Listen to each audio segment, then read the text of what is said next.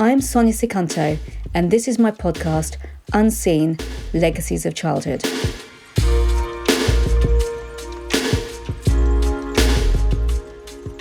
On this episode, I am excited to welcome Dr Abigail Miranda. Dr Miranda is the Head of Early Years and Prevention at Anna Freud. She has extensive experience of the early years and has also worked in the public sector at local authority level, where she provided support to schools and also managed the early years special needs practitioners. She has seen firsthand the type of support children with different abilities need in a school setting, what works and what doesn't. I invited her on today to talk about her experiences, the obstacles, and what changes she would like to see happen in order to help children thrive. It's such an eye-opening chat. Have a listen. Okay, so Dr. Miranda, thank you so much for coming onto the Unseen podcast today. I've invited you here so that I and my listeners can hear firsthand how support in the early years is so fundamental to creating happy and healthy adults. So the first thing I'd like to ask you is, you're a child psychologist and an educational psychologist. Yeah, that's right. It's a kind of complicated title. So I'm an educational and child psychologist. So I'm trained in both educational development and also child development for children and young people from the ages of 0 to 25. 0 to 25. So yeah. do you also support the mothers? Yeah, exactly. Supporting parents, expectant parents, or parents who've got very young children as well is part of the role. And how does that, so tell me again, how does that educational psychology work? So I think the main kind of the difference between my role and, say, a similar profession like clinical psychology is that being educational focused, the aim is to ensure that the child is supported to make the best progress that they can in whatever educational setting that they're in, and to advise on what kind of educational setting is best for them, but also to think about how adults can adapt to the needs of the child too, and that they can be supported at kind of every level of their development by the various people that will be involved with their education and care.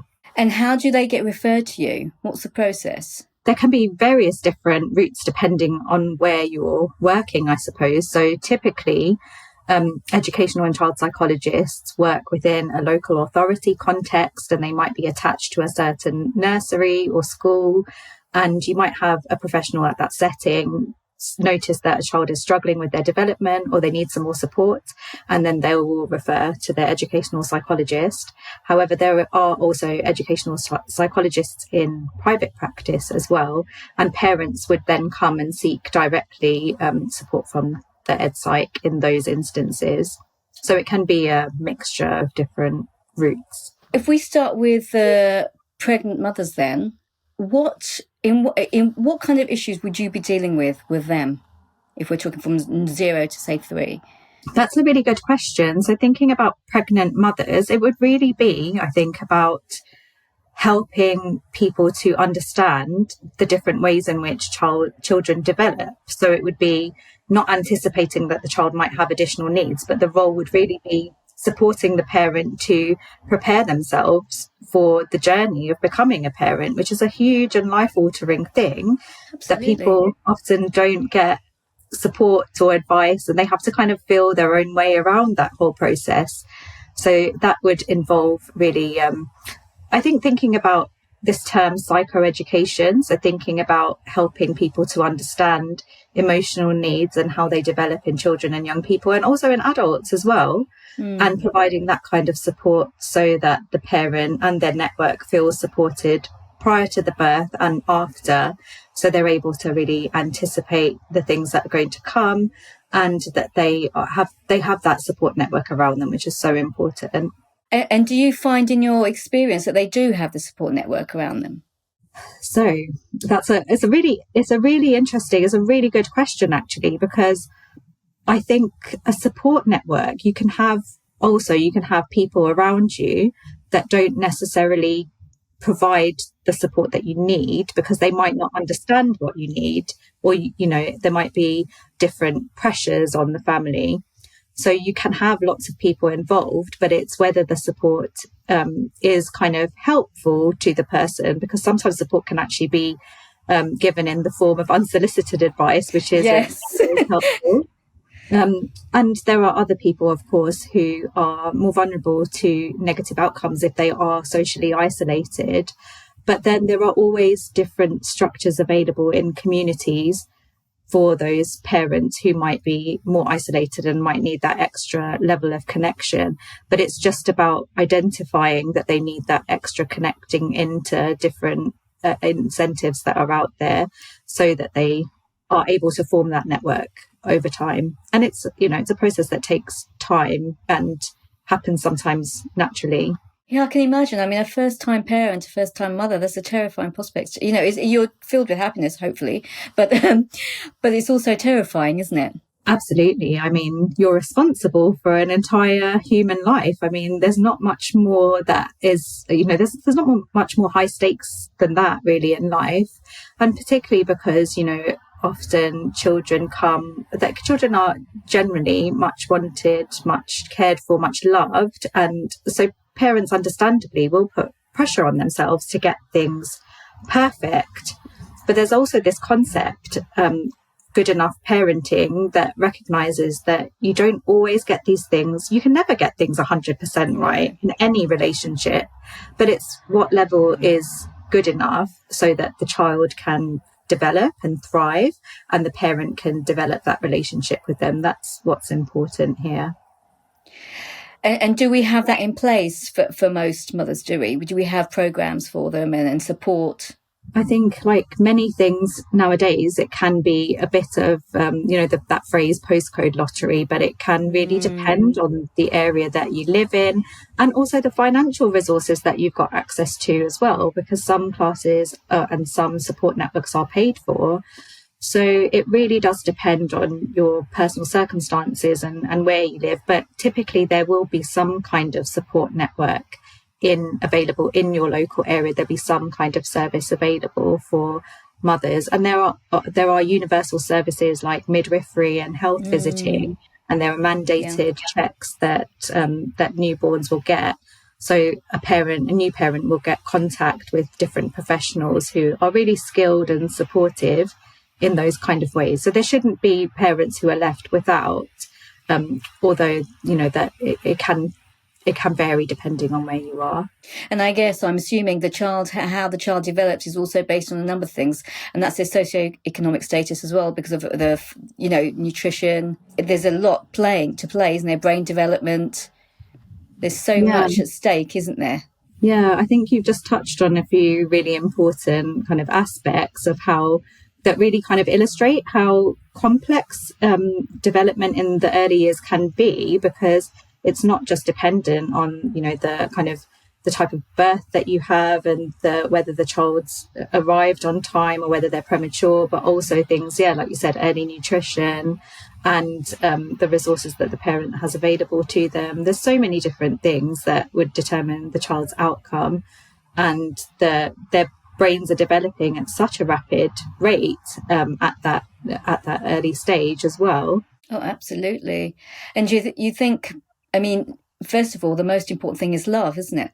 Yeah, I really love that you brought that up, because I think that love is so it's so kind of underrated sometimes when we think about caring for children, because often the first things we might think about are, discipline and behavior and routine and things like that, learning. Those might be the things that we have in mind as being really important for our children. And of course, all of them are important, but underlying that, there has to be that containing relationship where the child knows that they're loved, so they are able to, in return, love the people that they come into contact with throughout their lives. And much of the foundations for our later relational patterns and how we form relationships will happen within the context of that first nurturing relationship with your earliest caregivers. I don't think anyone really thinks of that, do they? When you think of my generation, my parents' generation, love isn't something that anyone thinks must make sure I do this. It's not considered the most important thing. It's like, make sure they get a good education, make sure they've got food. It's that's the most important thing to think about. I think that there are many different reasons for that. I'm thinking about especially you mentioned your parents' generation, and thinking about, I'm just reflecting on my own parents' experiences of growing up in, with scarcity. So providing those basic needs were always at the forefront of their minds. So love almost took a back seat to the fact that, we needed to have a roof over our heads and food on the table. And those were their absolute priorities, establishing themselves in a new country. I think that it's really important to help people understand the importance of relationships, because you don't have to do one or the other. You can provide nurture to your child and show them that you love them and you care for them. And I think that many of us might have grown up with learning to interpret kind of acts of service as our parents showing us love, like them making a plate of hot. My mum makes dal and roti for me, which I love. And she would do that while I was studying, for example, and bring me a cup of tea without me having to ask. And those were the ways that she would show her love. But some parents will really struggle to show that through gestures like hugs and actually words of affirmation and saying that they love you. I think it can be difficult if you haven't been socialized to know that those factors are so important. Absolutely. It's a cultural thing, isn't it? It's how you were raised and how they were raised before them. So you have this generational issue that goes down generations, doesn't it? So it starts from before. And if your parents weren't given that, they don't know that it's important to give it. It's different for people, for our generation, because we are learning it. There's so much more out there now that, people are talking about it all the time. It's on Instagram, everywhere, about how to parent. But our parents and our grandparents wouldn't have known that. So if our parents didn't receive it, they then can't give it to you. And it goes on like that, doesn't it? Generationally, intergeneration. Yeah, absolutely. And I think you really touched on why it's important to kind of democratize information and make sure information is available freely to people who need it and in accessible ways. So like doing this podcast, for example, is a really great way of showing how we can translate information to audiences that aren't necessarily going to pick up a journal article and read about parenting, or they might not have the time to pick up parenting books, or they might not even know where to start. So those kind of things, I think, are really key in helping people to get the information that they need when they need it, so that they can hear the kind of emerging perspectives that are coming out from research as well. Because don't forget that it's not that long ago where people genuinely believed that it was things like food that were far more important to young children than things like attachment, love and care. No, that's so true. I mean, we're lucky now. I mean, things have changed a lot, but there are still families out there who aren't aware of this, and are still living in a kind of cycle of fight or flight, emergency, and they're not aware of all of these things. So it is important that they know. Sometimes I think it doesn't even matter which socioeconomic class you belong to, because also if you don't receive the nurturing, that's not about how much money you have in the bank. That's a really good point. It kind of cuts across all demographics, because you can have, an absolutely present parent who has real challenges and, financial challenges, but they're able to be present. And, in a similar vein, I've heard of children who, the parents spend lots of money on independent education for them, and they pour lots of finances into the child. But because the parent's so busy with work and other commitments, they might not have that time to form a connection with the child. And it affects us all as human beings in the same way. It affects our sense of self-esteem and how we see ourselves and how we move through the world incredibly. So I think that's a really key point to hold on to. So hopefully thinking about how this is a useful conversation for lots of people, irrespective of what situation they're in. Absolutely. I mean, when you look at the let's say primary school children, what kind of, I can't even imagine it now, but what kind of conversations would they be having when they're really suffering? What kind of issues would they have in primary school? Do you mean in terms of in school, like when they're in the classroom, things that you might see? Yes, things that you might see. Because I'm thinking of, if you think of how much they're getting or not receiving at home, and then going to their next stage of life where they're having to sort of make friends, learn, socially interact. How does that translate then? How does it, when they're moving on through their stages, how does that translate? What happens if they don't receive that at home and then they're making their first steps into nursery, into school? How does that translate over? That's a great question. And actually, it's a great question because it will present differently in different children, depending on various factors like what kind of caregiving experience they've had, and also the child's kind of personal temperament and other factors like, you know, whether they might be neurodivergent, for example. That's just one kind of thing. So there's intersecting factors that would be at play here. But generally thinking about the child's kind of relationships with their caregiver, they might be avoidant of seeking support from other adults. So you might see a child who's really self-contained, and actually the adults in their setting might think, what a good child, you know, they don't trouble anyone, they just keep themselves to themselves, and they just solve all their problems independently. But then we have to remember that we're wired for social connection. So at a young age, children should be seeking out people to help them problem solve. They should be seeking out to share moments of joy with adults and other children in their settings. And if they're not doing those things, then it might indicate that they've had to fend for themselves, essentially, and they've learned that they can't really go to an adult and that their needs will not be met by the adults in their lives. Or you might see children who kind of flip between needing a lot of support from an adult, and they seem very overly attached, and they find it difficult to separate from key adults in their setting because they are fearful of that, of what would happen if that adult leaves them on their own. So you might see different things. And the most difficult to see is when a child just doesn't receive consistent caregiving. And in the theory of attachment, what we would call this is a disorganized attachment style, where they kind of seek out proximity and closeness to adults, but they also simultaneously reject it, which means that it's very difficult for them to form any kind of lasting relationship, because, you know, they're just not able to. They just have learned that the world is such an unsafe place, that relationships are unsafe, that they'll need a lot of extra support with that. So you might see those kind of behaviours panning out in how the child relates to other children, how the child relates to adults in the setting as well. And that's why it's really important for adults to look at the child's behaviour with that understanding that they're trying to communicate an unmet need a lot of the time. I mean, that must be very difficult to see, isn't it? And especially for their fellow friends in the or students in the setting, it'd be very difficult for them to make friendships, wouldn't it?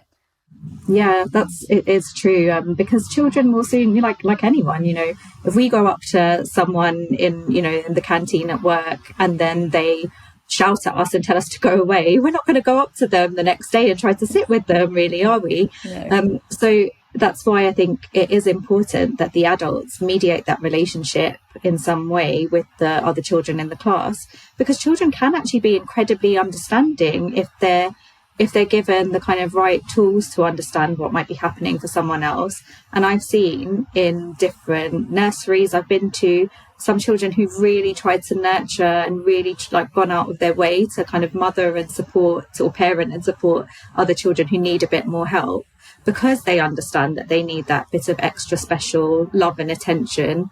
So you'd really be amazed to see how supportive children can be when they're given the tools to do that. But equally, you would see children that gravitate away from other children, especially if they're being kind of hit or hurt by another child in their setting. And what can be done? What is there that you can do about that? I guess the first principle is that, you know, intervening as soon as you start to see those signs is really key, because unlearning difficult and challenging circumstances, it will take time. So the earlier you can get started on that, the better. And actually, someone that I worked with years ago said something that I really loved, and it might sound funny, but children are not like food. You can't microwave them and get a result in a few seconds or minutes. So true. You have to give them time, and you have to give them space to develop. And the foundation to do that is a trusted relationship with a consistent adult, so that you're continually showing up for them. They get the message that even if their behavior is not okay, that it's the behavior that is the issue and not them as a person, that you still like them, that you still care for them, and you can still see the wonderful things that they are capable of doing in that context. And actually, that's why I really love working in the early years, because generally people do have that sense of love and nurture and care for children, even if they are struggling to regulate their emotional selves at that age. What percentage would you say of children that you've seen do need that extra support?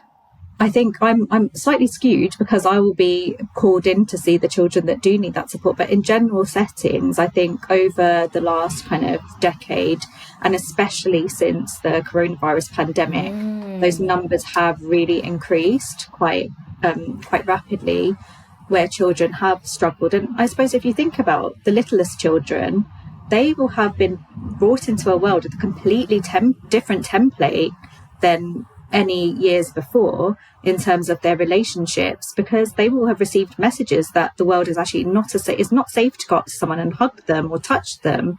So there's so many messages that will have affected their development, and so many kind of things that they won't have been exposed to as they usually would have. And we are seeing the impacts of that, and we're seeing increased stress levels in the adults that support them as well. So there are lots of different factors, but there is an increased prevalence of need. And if we think about children who require the highest level of support, so through an education, health and care plan, the numbers of that have gone up year upon year since the pandemic. So it is showing an increasingly rising pattern of need amongst our children and young people. And that makes sense, doesn't it? Because you're not allowed to see anyone, you're not allowed to touch anyone. That whole connection that we were talking about is gone. It's disappeared. And it was unsafe to connect with anybody. It was unsafe to connect with their fellow students in school. They can't, maybe a teacher might have just given them a little tap or something just to, support them and make them feel better. They can't do that. So that's almost like a rejection, isn't it? Yeah, and it goes against, all of the things that we're kind of biologically primed for. So that sense of touch and connection, when someone that cares for you gives you, like a really strong hug, and you really feel kind of contained and supported by them, it releases those hormones in our body that help us to bond with another person, that help us to feel calm and regulated. So it has a real physiological impact on us, the, touch and close proximity to other people. And children will have not received as much of that as they would have in previous years. So it's a completely different way of relating to other people, really. It is, and I think they must be quite confused, to be honest. I mean, one minute you're taught you need connection, next minute you're not allowed to have connection. I mean, where does it leave the children? They must be, completely confused about what they need, what they're allowed to have, what they can and can't do. And that, I guess, links to something I just touched on briefly earlier, and the idea of having routines and boundaries, because boundaries and discipline are sometimes used kind of synonymously, but actually all children need boundaries. They need clear boundaries, and they need those boundaries to be consistent for them to feel calm and contained. And, when someone in the nursery is off sick, or, a school teacher is off with COVID, or, other things that might be wrong, then a new adult has to come in and take the place. And that kind of, most children who have healthy relational templates can adapt to that, and they can, just adjust to that. But some children will really miss that key person, and they'll miss that consistency, and it will cause them a lot of increased anxiety. So there are things like that would be happening that people just don't have any control about, that are affecting that child's consistency and that routine for them. Oh, it's their consistency. Because, particularly a child with special educational needs, I mean, they would find that very disturbing, wouldn't they, to have this mixture of people coming in and out of their lives, whether it's in the school setting or whether it's even in a home setting, that would be quite confusing for them and distressing maybe. And with each person, there's a different way of doing things. And, someone might not know what your favourite snack is, or, that you have a certain toy that you really love playing with, and all of those kind of things that that someone can kind of anticipate and preempt, particularly if you are pre-verbal and you struggle to articulate those preferences for yourself at a young age. You really need the adults around you to know you well, so they can understand your behaviour and understand how to help you feel good. So do you think it really is, because I know we keep reading in the newspapers about the increase in mental health issues with early years and the increase in special educational needs diagnoses as well. Do you think it's mainly through the pandemic years that's the reason that it has risen, or do you think there's some other work at play? It's quite a complex picture, I would say, and I just thinking about the rising, different trends have been rising pre-pandemic. So that would suggest that maybe the pandemic escalated things and maybe exacerbated situations that were already there. But there was indicators that there was rising levels of need. And I guess people in settings might have been seeing that in terms of children who were coming into the settings without that they needed extra support with things like toilet training and different self-care tasks, and they needed more support with those things. And we've seen in other research that has come out that says that parents of this generation are some of the most involved parents of any generation. So. You'd think so, wouldn't you? Absolutely. And I think parents get a lot of stick, where people think, the parents are just not doing enough. But actually what the research tells us is that parents are doing more than they've ever done before. That's right. Yeah. So these kind of delays that people are noticing, it can't just be pinpointed to parents not doing things with their child at home on its own. Isn't that funny? Because that's exactly what you would assume. Yeah, it would be a natural assumption to make, I think. As to why hasn't the child developed these skills? And then, again, thinking about the different services that are available, that some parents would need, support through their local children's centre or family hub to have some more support and that level of understanding of how to do things. Like if you're in a rush, for example, if you need to get to work at a certain time, you might just think, I'm going to just completely dress my child and I'm going to feed them their breakfast so we can rush out of the house. Absolutely. And then so where do you have that time then in the day to help the child develop the skills of feeding themselves? Or for that consistent period of time, you need to toilet train a child. You need to often be near a toilet. You need to be able to take them every 15 minutes or so to have that process done. And if you're in back-to-back meetings online, or if you're really struggling with a time for yourself, if you've got two jobs, or if you've got mental health needs yourself, these things might be they might seem insurmountable without that extra level of support for you. Gosh, it's hard, isn't it? When you think about it, when you look at it that way, it's just very, very difficult to find the support that the kids need from every aspect. If you think of the parents are struggling, and then the schools are struggling with their own issues, whether they've got funding issues or, the teachers are exiting the profession at a ridiculous rate. It's really hard to see where the children are going to get the support from. You've really highlighted, I think, the need for something urgent to be done in terms of thinking about children's mental health quite holistically, and thinking about that prevention being such an important factor, rather than, waiting later on down the line when issues become far more entrenched.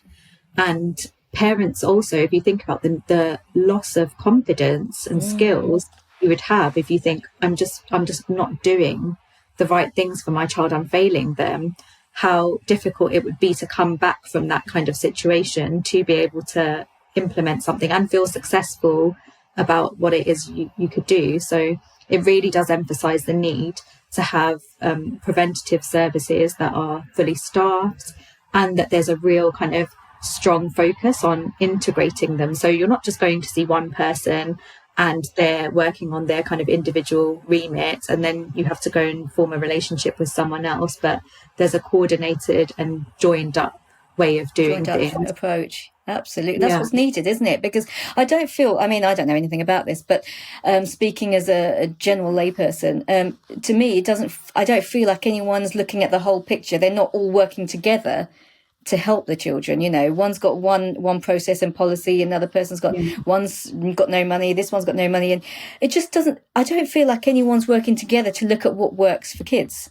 I think that's a really good observation. Like overall, it seems like things are not joined up, but there are some really good examples of practice that I think we can almost think of as as little lights in this kind of bigger picture of this bigger picture, which is actually quite, it's quite upsetting to think about how things are. But an example of the work that we do at Anna Freud, we have the National Centre for Family Hubs, which is a learning platform for local areas who are adopting a family hub approach, which is a joined up approach to early help and universal services for children and families. Okay. And what we do is collect all the evidence-based information and practice information, and we also have participation as well. And by that I mean children and families who've actually been on the receiving end of services who help us to shape what we do. And our participation officers in our team, we have a parent participation and a young person participation officer. That's great. Yeah, that's they're perfect. just absolutely amazing. And we could not do the work that we do without them, because not only do they bring their own individual stories, but they are great at actually connecting with local areas and kind of supporting them to think about how they get their local families involved in shaping local services, because that's what's really needed. It's families need to be listened to, and then that voice needs to be acted upon. And do you find that these families and young people, do you find that they are very willing to talk to you? Are they happy to help and to have their voices heard? I think that people are willing to have their voices heard when they know that something will be done about it, because people can become so disenfranchised by thinking that they'll be asked to come to a focus group or complete a survey, and it will just be a tick box exercise and someone will just leave it on their computer drive and never look at it again. It doesn't incentivize people to really dredge up some of those memories, and some of those which will be very painful if they don't feel like it's going to go anywhere. And at Anna Freud, we have recently launched our participation strategy, which is based on a model called the Lundy model, which was developed by Laura Lundy. And I smile because I know that she often doesn't like it being called the Lundy model, but it's just known by that name.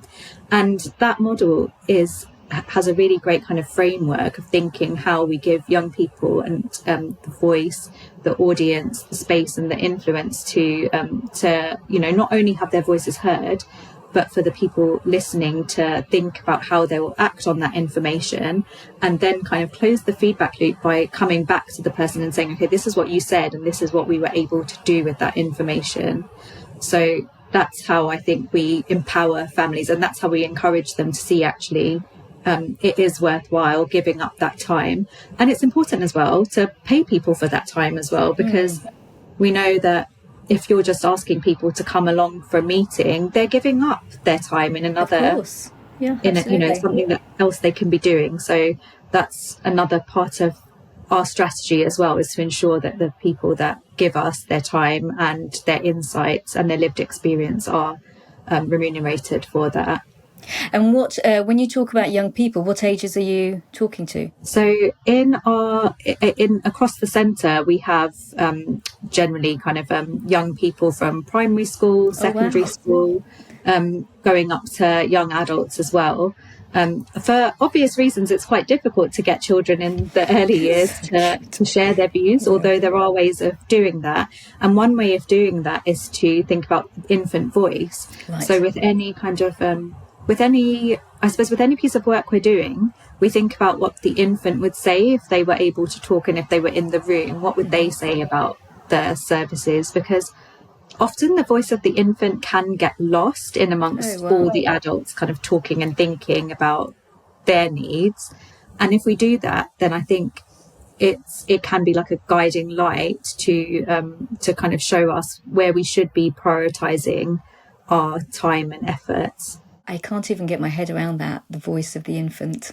How do you get to the voice of the infant? It's amazing, isn't it? Yeah. And I think it kind of, the fact that it's hard to think about, like thinking about getting into the voice of the infant, kind of links as well into this concept about mental health and when mental health starts, because a lot of people wouldn't even think about infants as having mental health and having mental health needs.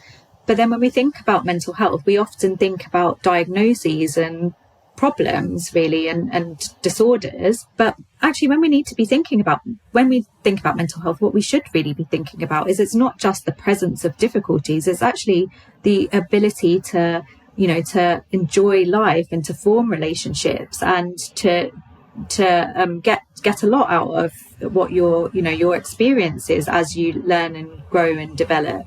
So it's about kind of thriving. It's not just about the problems that you might experience. So everyone has mental health, even tiny little babies. And that makes me think of myself now. So I'm going to go a little bit narcissistic in that. My mother had TB when she was pregnant with me. And so she was very unhappy and very stressed. And I was put into foster care for 6 months, the first 6 months of my life, I think. So you would not think that. So I wonder what I would have been thinking at that age. Apparently I loved my foster family, but I must have maybe had something. I mean, would a 6-month-old baby be feeling anything? Yeah, absolutely. There would be, there would have been a transition for you. And it sounds like you were really fortunate to have a foster family who really were able to provide that kind of warm and nurturing care.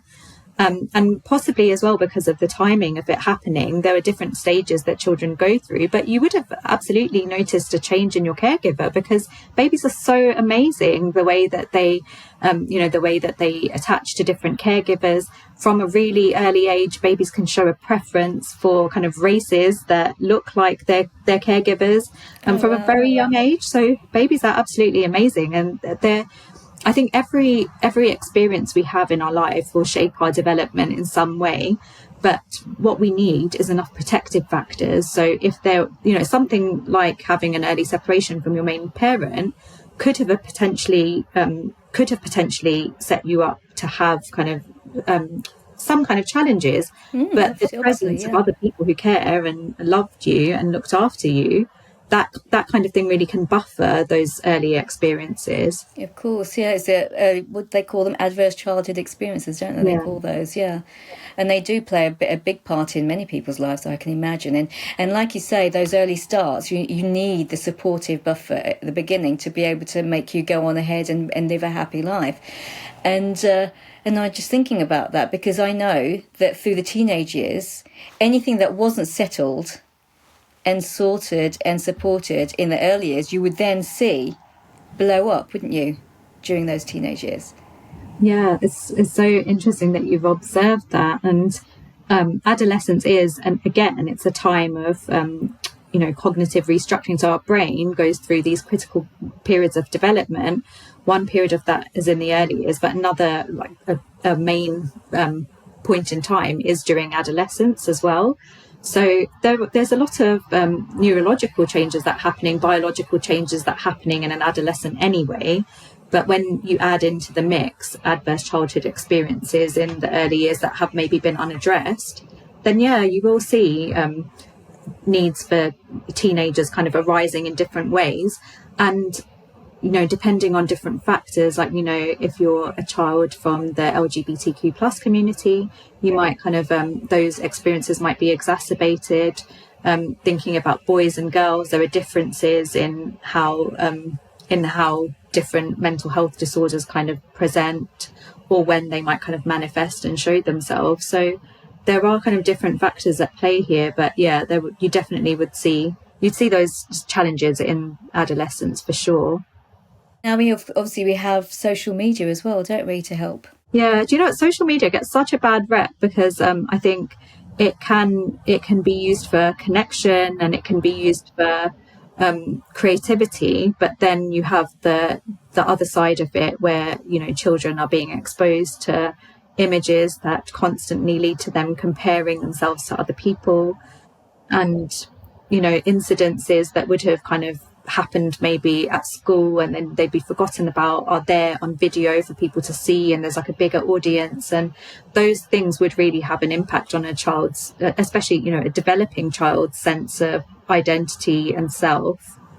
I was wondering how you know, self-esteem in young children is hard enough to develop, but then once you get to your adolescent stages, that how you learn self-acceptance and self-esteem and self-confidence and self-belief is quite tricky, isn't it? It definitely is, and it's a part of a child's development to not have those things, I guess, fully established. I think that is a normal part of development, to go and question your identity, to question who you are, how you see yourself, how others see you. In adolescence, there's an idea that a neuroscientist, Sarah Jane Blakemore, talks about the invisible audience, and how adolescents are really conscious about what other people think, almost as if they have an audience in front of them. Oh, wow. So that they might see themselves at the center of, you know, this huge kind of stage where everyone has their eyes on them, which often isn't the case. You know, often people haven't really paid that much attention to what's been happening. No. But what that means is when you make a mistake, it can feel so much bigger than it actually is. And when you think about it, it does make sense, because you don't have many experiences or templates to fall back on. But when you're an adult, you know, actually, this happened to me before and it wasn't the end of the world, and I got over that and I was supported through it and I'm fine now. So as an adolescent, you don't really have those experiences in your back pocket to draw upon. You're gathering them during that time. So it is a natural part, I think, of the process of growing up, that your self-esteem might not be completely high all the time. Thinking about ways that it can be supported, I think knowing that you're accepted in different spaces by your family, by a close group of friends, and you're able to discern those, you know, positive relationships for yourself increasingly, and, you know, to lean into friendships and relationships that are good for you, and step away from those that are harmful. Those are the kind of skills that we need to teach our young people. So that goes hand in hand with developing their self-esteem, because unfortunately, young people with poorer self-esteem will tend to gravitate towards those more harmful relationships. Absolutely. That is so important. I think that is so key, isn't it? I think that's one of the most important things you can learn, where your boundaries are and what's good for you, how to know what's good for you, how to know what's harmful for you, and to be able to put your boundary and say, actually, I'm not accepting that. That's very difficult, isn't it? Particularly, I mean, it's hard enough when you're 8 or 9 in junior school, because you just want to play with everybody and you want to be liked, don't you, at 8 or 9? But then when you get to 12, 13, 14, it's not just I want to be liked, I want to be popular, I want to look the same as everyone else, or I want to look a certain way, or, you know, oh, there's a lot of pressure with exams, and oh, I've got to get this grade, or I want to do this. Whatever it is, there's a lot of pressure on teenagers, isn't there? And to be able to find that strength, inner strength, to sort of say no to because people, you know, children can be cruel, you know, young people can be cruel to each other. So to be able to have that inner strength to say, on top of managing everything else I have to manage, I've also got to be able to say no. Exactly, and that's something that children develop over time. It's difficult to kind of do it in the moment. It's almost like thinking about how to support a child to develop a script, for example. So if they're in a tricky situation, they've got something that they can say ready, and they don't go through that freeze response, or you know, if they don't get angry or run away from the situation.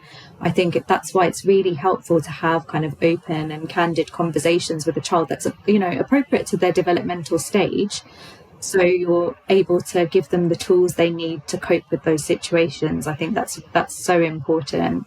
Okay, so let's move on then to the extremes if we can. So children of war, how on earth would they, you know, PTSD, you know, we've been watching the TV screens, glued to the TV screens with the Gaza Strip, and it's just horrendous watching.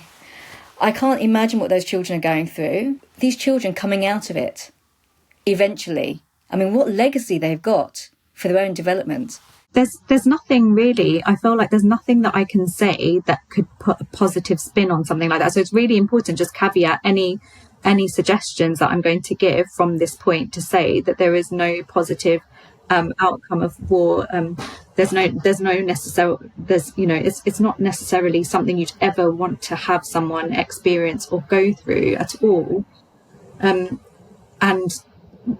those children will need a huge amount of support. Some of the things that I've noticed is that having a sense of being a collective is such a huge protective factor. So having a community of people who are experiencing the same thing at the same time, that are going through the same experiences, but still can make space for each other and to centre joy. So I've seen videos of people dancing and children doing things, that you'd expect a child to be doing. And through those kind of developmental experiences, it's how we hold on to our humanity and how we hold on to the very small positives that there could be, but it's how we survive, essentially, and how we're able to navigate through really, really difficult and distressing situations in life. But there will need to be a collective support afterwards, and we've seen that with so many other major generational traumas and the effect and the legacy it has on generations afterwards. So things just don't go away when people are out of a situation and they're safe. In fact, it's when people are in a safe situation that they often have the resources to be able to process the things that have happened to them. Because also then they'll have to navigate the whole building a new life, those that are fortunate to be able to have an escape, the building of the new life, and then the legacy, like you say, the legacy of how to live day to day with those memories, with those experiences.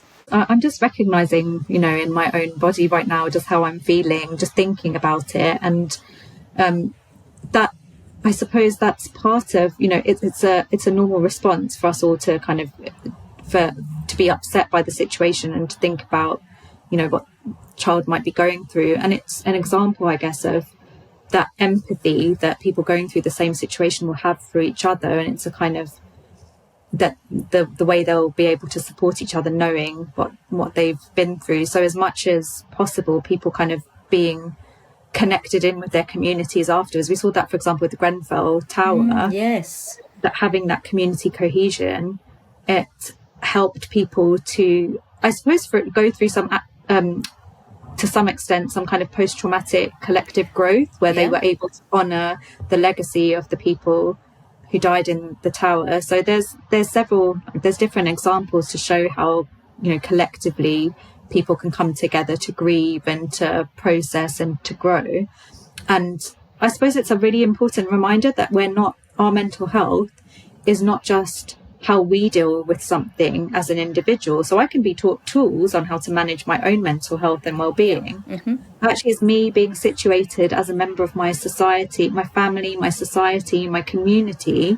Those are the buffers for me, that I have all those different layers of support that promote positive mental health.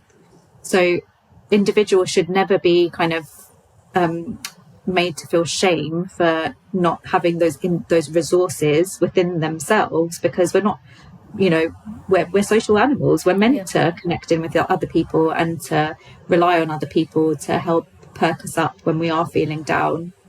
And that brings us back to, again, doesn't it, to the environment that you exist in and how important the environment is, your environment, that you have access to a safe space, you have access to people who are safe and keep you safe and you can connect with.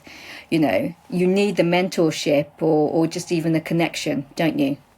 Yeah, absolutely. And I think even just having one person that sees you for not just, how you might present at a moment in time when you're at your lowest, but that one person who sees you for your potential, for the light that you bring, for the joy that you bring, for the, the cheeky sense of humour you might have, for any of your good qualities. I think someone seeing you with that lens can be so transformative for a child or young person. And I'm just repeating things that, amazing people before me have said, like Rita Pearson does an amazing TED talk on this about the power of one key adult. But it is so important to have that person to champion the child and for the child to feel that they have someone who's got their back. I think that can be so transformative. It can. I've spoken to so many people about maybe like I spoke to one person, a guest who was in prison and had, you know, one person there who said to him, you can do more, you can do this, you can do so many other things, and it just transformed him and gave him hope. And it's hope that we need, isn't it? Yeah. If you think about it, someone tells you that you're a bad person and you do everything wrong, where is the incentive to do anything better? Or where are you going to draw those resources from to think, actually, I'm going to try and I'm going to do better. Some people might see that as a challenge, but others wouldn't have the resources to do that. So having someone to believe in you, it can help adults as well, in like the example you've just given.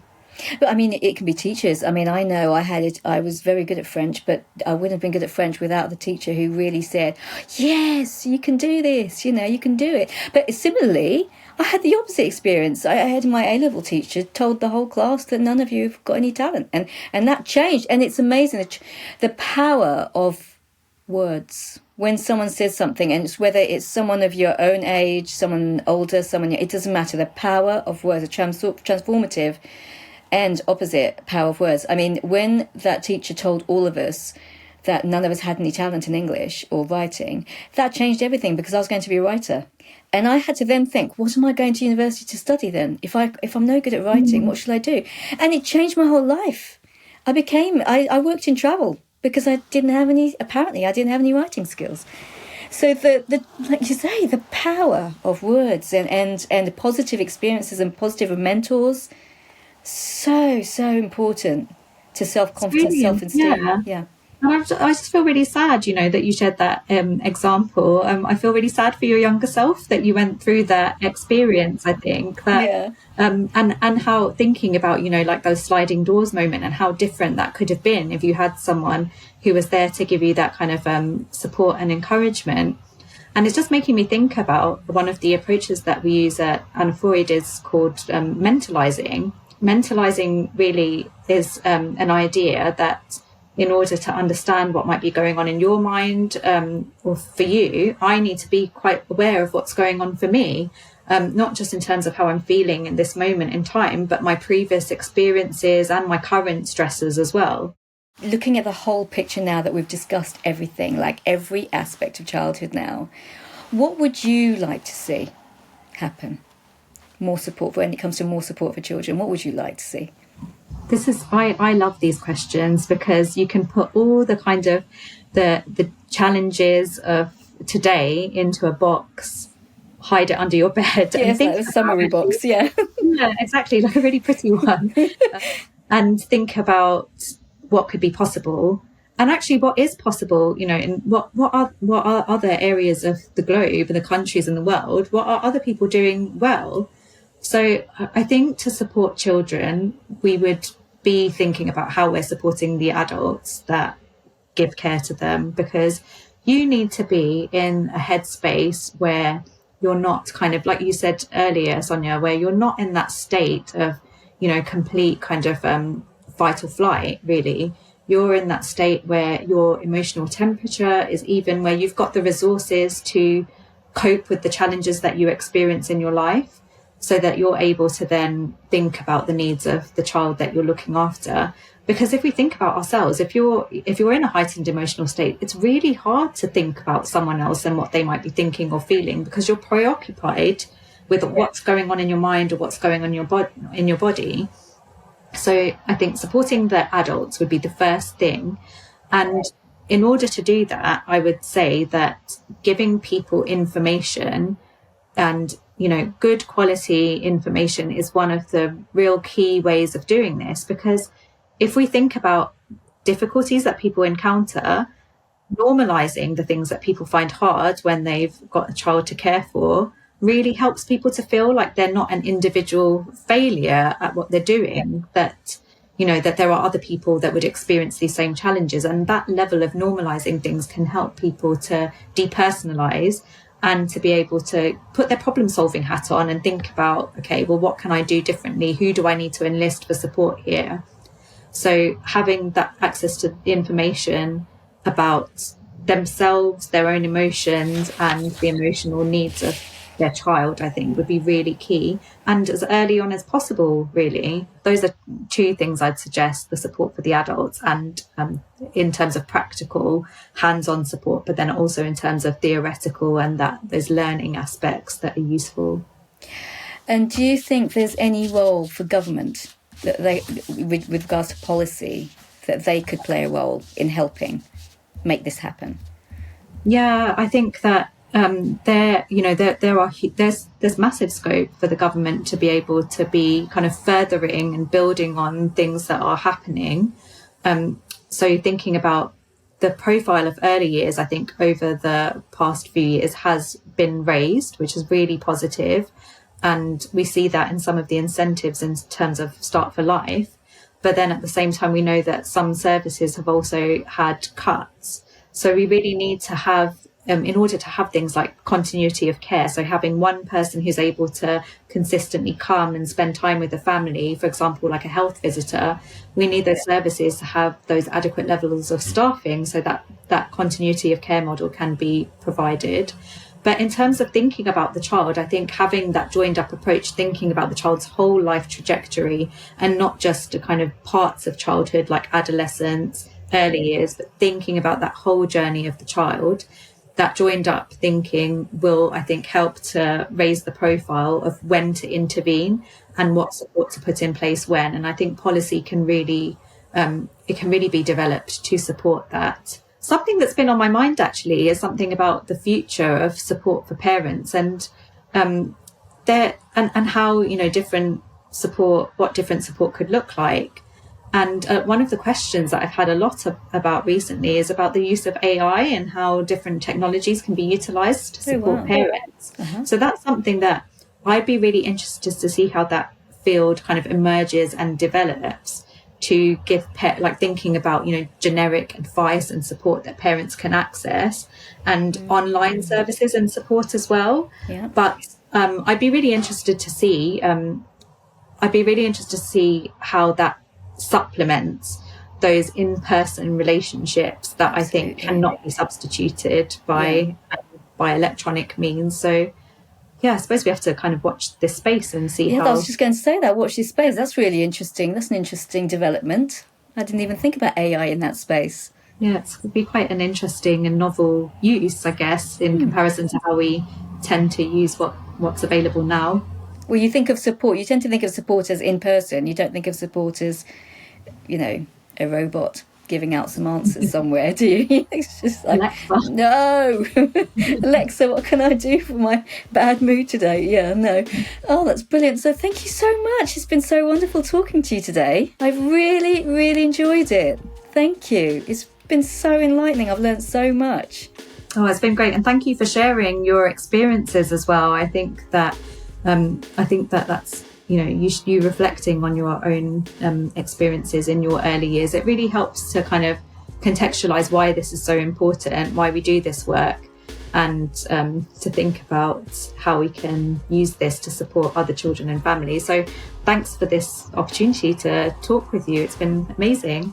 It's my pleasure. Thank you. I loved this chat.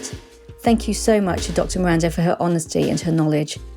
Childhood is so multi-layered. There is no one size fits all, and there are so many factors that impact the abilities of children to thrive. I feel she's given me so much to think about. Thank you for listening to Un-seen Legacies of Childhood. Please do like, share and subscribe. This allows me to bring you more fantastic guests with truly inspiring stories. Life isn't always easy, and if you feel you'd like a chat, please do check the show notes below for links to organisations who can help. Next time on Un-seen Legacies of Childhood. You could see it and you couldn't believe it, that you could never fathom or imagine that such a conflict would hit your home. That's when in late 97, the first wing of the Kosovo Liberation Army was formed. My childhood sort of stopped in 97.